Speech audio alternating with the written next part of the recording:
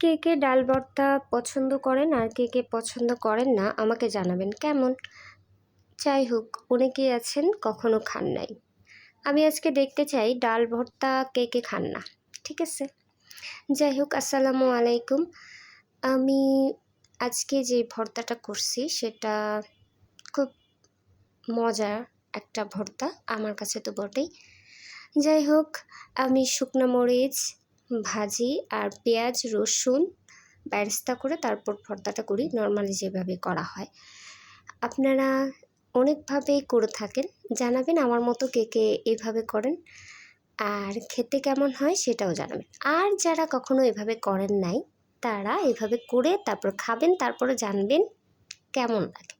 ঠিক আছে, আর আমাকে জানাবেন করে খেয়ে তারপর যে এটা টেস্ট কেমন ছিল, মজা নাকি খুব খারাপ। ধন্যবাদ।